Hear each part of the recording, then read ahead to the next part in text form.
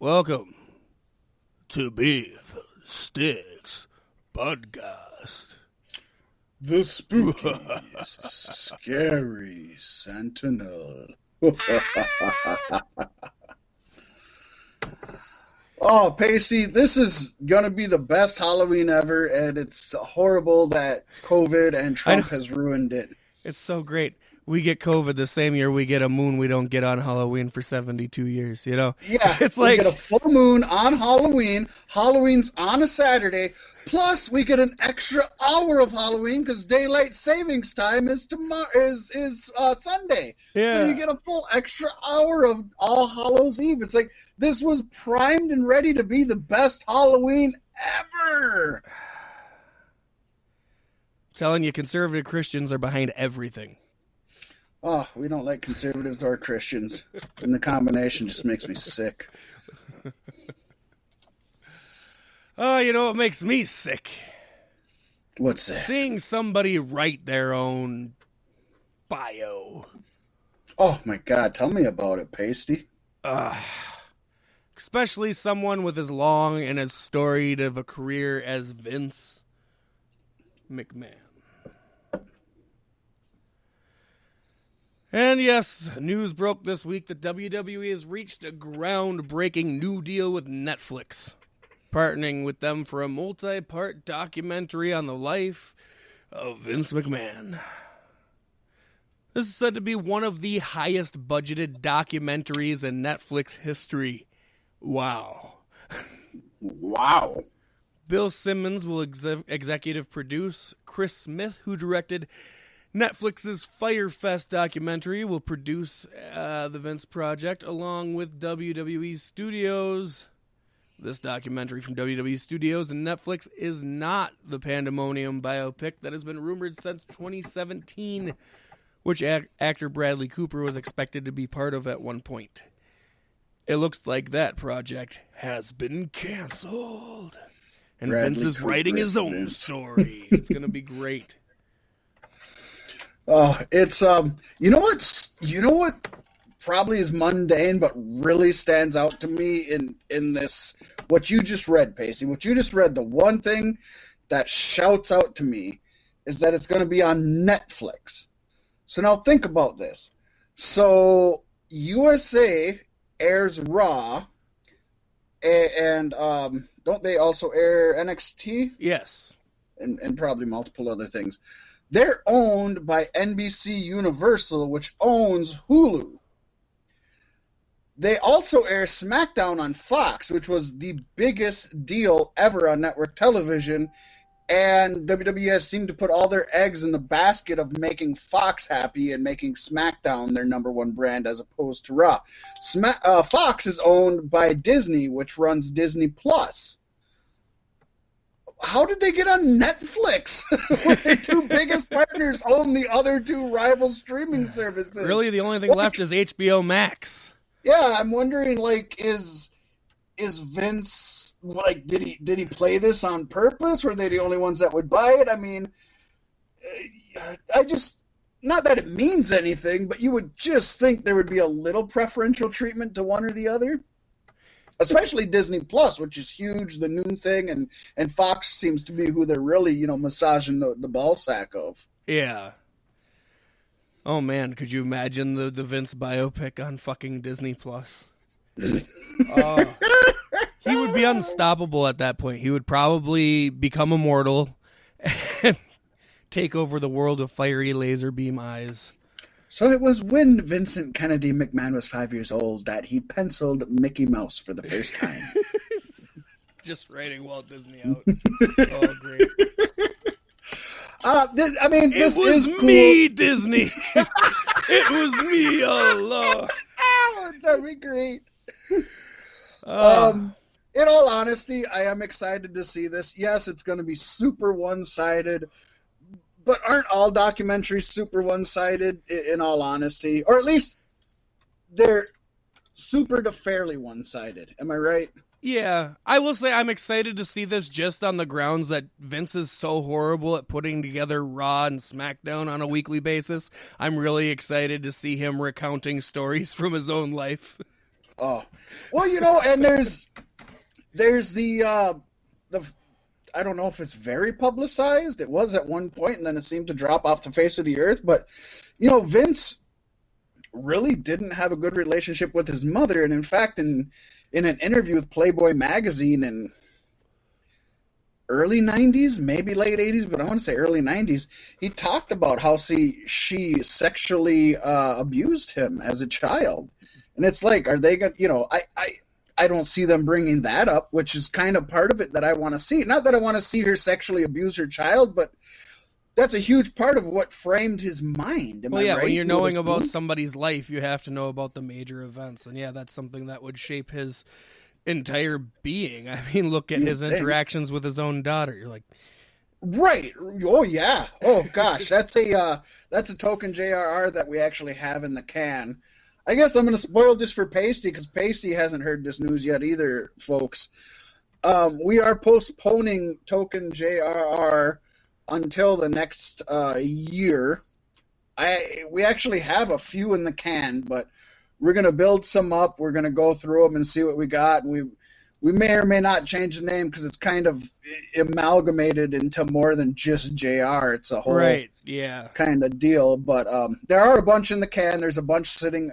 We'll just change it to IHOP TJP because nobody knows what that means anyway. Right? We could, and we might. It's been around since the beginning of time. There's always so much going on at the end of the year between Pasties and my personal life and then in wrestling that we're just not even going to deal with token JRs at this point. There's a bunch in the can. We're ready for them. And one of them actually is Bruce Pritchard discussing Vince McMahon really getting into a skit about Stephanie McMahon making out with, I think it's Kurt Angle. So really getting into it. So, that's just one of those things that I just assume is going to be glossed over. But I don't know. That Firefest documentary, I don't know who all watched that, but that was fire, no pun intended. Oh, yeah. No, I watched the one on Netflix and the one on Hulu. I did also, and I would agree that the one on Hulu was really the better of the two. Yeah. By a long shot. So it sucks that nobody with like Tiger King is involved with this documentary, because then we might get something interesting. That could be just well. You never know when old Karen Baskins is going to make an appearance. She might play Vince's mom abusing him. Man, she got booted off of Dancing with the Stars in a hurry. Was she on Dancing with the Stars? Yes, she was. I feel think bad she enough. Danced once and got voted out. I feel bad enough watching The Masked Singer. I don't think I could watch Dancing with the Stars. I mean, what were they thinking putting her on anyway? Because what happens in 3 years when it does come out that she murdered her husband? You know what I mean? You put her on a pedestal. Yeah, well, I think they've had worse. Probably. Yeah, Pasty, I think really what I think they need to do is I think they need to go over and find some folks over in Europe who are distinguished and proper, and maybe if you went to England, you could get something good out of it. That sounds like something we might discuss in This Week in Pro Wrestling History. No way! All right, let me flip through my history books here and find your something history on Rolodex. England. Yes. All right. Well, I got something here. Pasty happened 1993. World Championship Wrestling went across the pond to England, holding two events, both on October 30th. Yes, this is the anniversary. The afternoon show, because there was an afternoon and evening, featured the following card: Johnny B. Bad, who would go on to be Mark Merrill, defeated WCW Tag Team Champion Jerry Saggs of the Nasty Boys. Ricky Steamboat defeated Max Payne.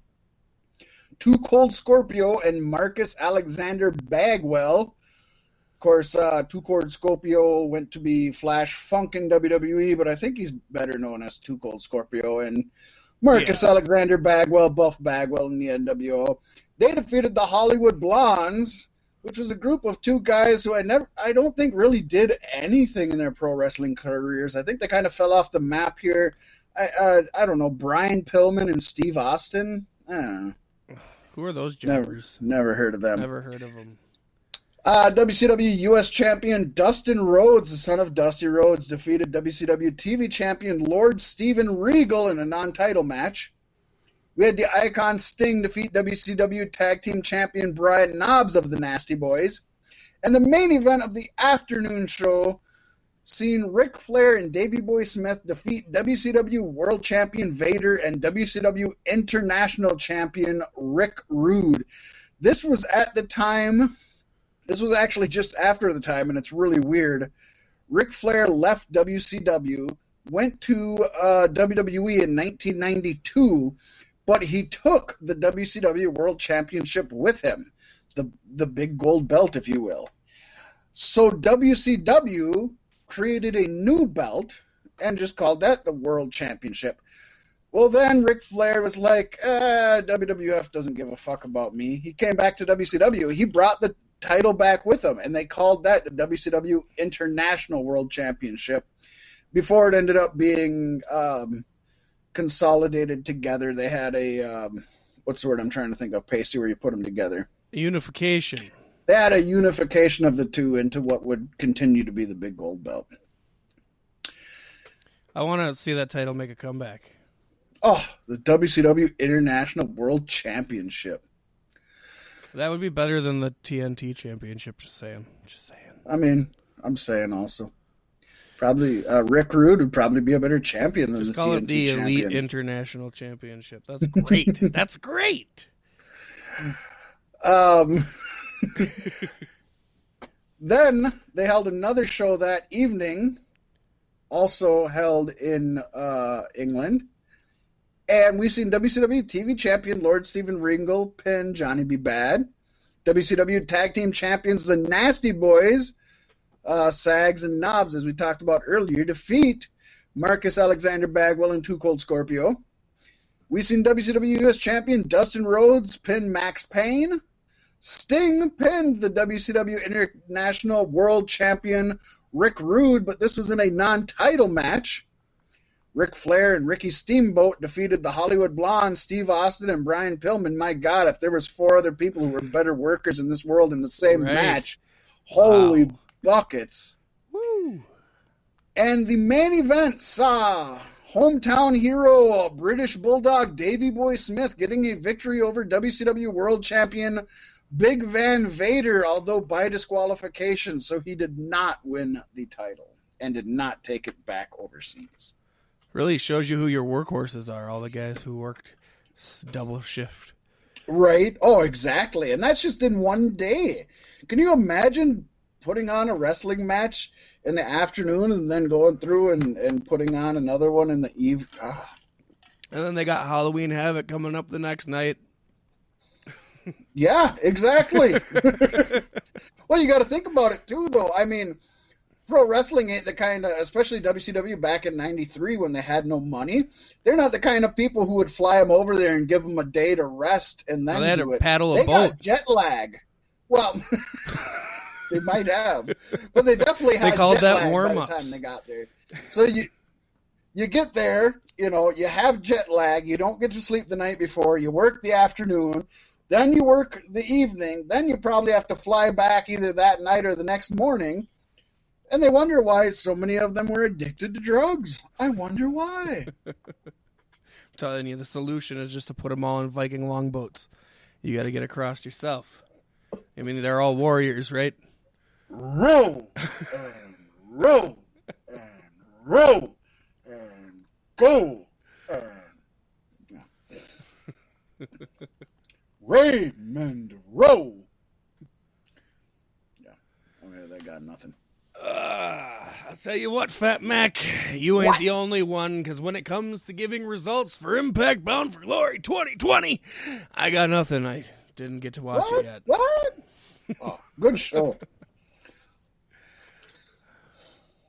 Yeah, we got to the problem was last week I had it advertised to everybody who listens to this podcast, so I'm sorry, that this pay-per-view was going to be available for free on Impact Plus, which it very much wasn't, or they made it very, very, very difficult to find, and I just didn't see it. One of the two, but I tried very hard for a very long time.